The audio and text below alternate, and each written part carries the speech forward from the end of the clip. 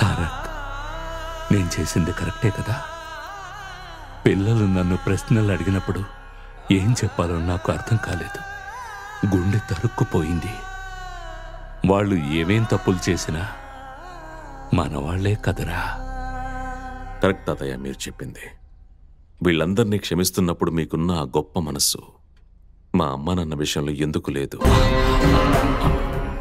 అది నా చెల్లికిచ్చిన మాట. అది మీరిచ్చిన మాట తాతయ్య. ఏ రోజైతే మా నాన్న మా అమ్మను ప్రేమించడం మొదలుపెట్టారో ఆ విషయం ముందుగా చెప్పింది మీ చెల్లెలికే. అదంతా నాకు తెలియదు. వాడు చేసింది తప్పు. ఎన్నేళ్లుగా నేను పాటిస్తూ వస్తున్న కుటుంబ గౌరవాన్ని, ఆదర్శాన్ని వదిలేసి వాడు మారాడని నేను మారిపోవాలా? ఎన్ని సంవత్సరాలుగా నేను నా వాచను కూడా మార్చలేదు. ఎందుకు? నన్ను ఇక్కడే ఉంచుకోవాలి, నా మనసును గెలవాలి అని ఎప్పుడు పంచెని చొక్కాని ధరించే మీరు సూటు వేసుకుని నన్ను పబ్బుకు తీసుకువెళ్ళారు. మీకు ఒక విషయం తెలుసా తాతయ్య? మీరు ఎక్కడ మారాలో అక్కడే మారతారు. ఆ రోజు మీరు మీ పట్టుదలను వదిలేసుంటే ఈరోజు మా అమ్మా నాన్నతో మీ ముందుండేవాడిని. అయితే మీ అమ్మా నాన్నల చావుకు కారణం నేనా? ఖచ్చితంగా మీరే తాతయ్య. తారక్, ఏం మాట్లాడుతున్నావురా? నన్ను ఆపకండి సరసమ్మ. ఇన్నాళ్ళు నా మనసులో ఉన్న బాధని చెప్పుకొనివ్వండి.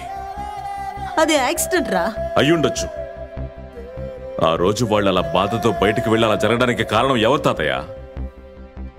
మీరు మాట్లాడిన మాట.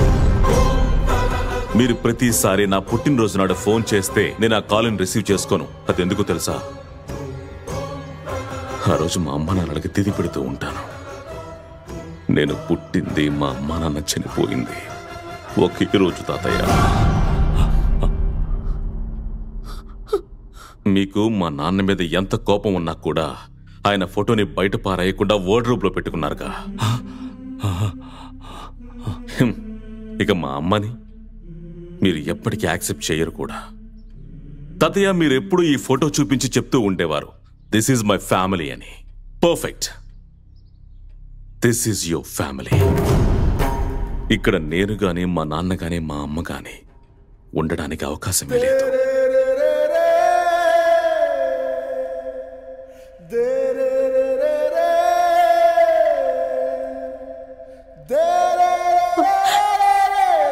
అయ్యగారు,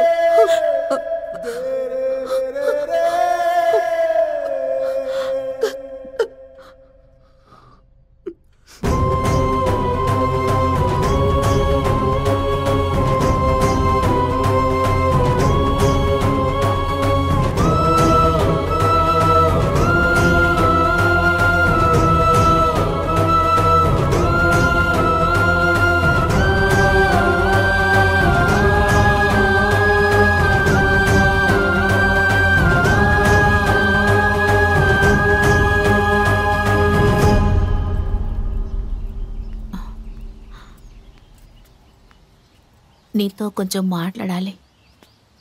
చిన్నప్పటి నుంచి తనే నా భర్త భర్త అని అందరూ చెప్పడం వల్ల నా మనసులో కూడా అదే నాటుకుపోయింది.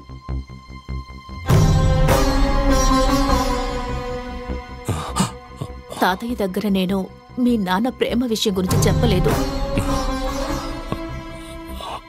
నేను చెప్తే బలవంతంగానైనా పెళ్లి చేస్తారు, ఆ తర్వాత అంతా సర్దుకుంటుంది అనుకున్నాను.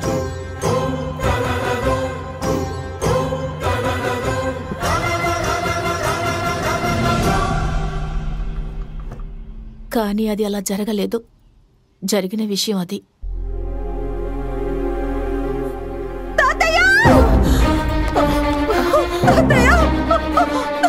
తాతయ్యకేదో అయ్యింది.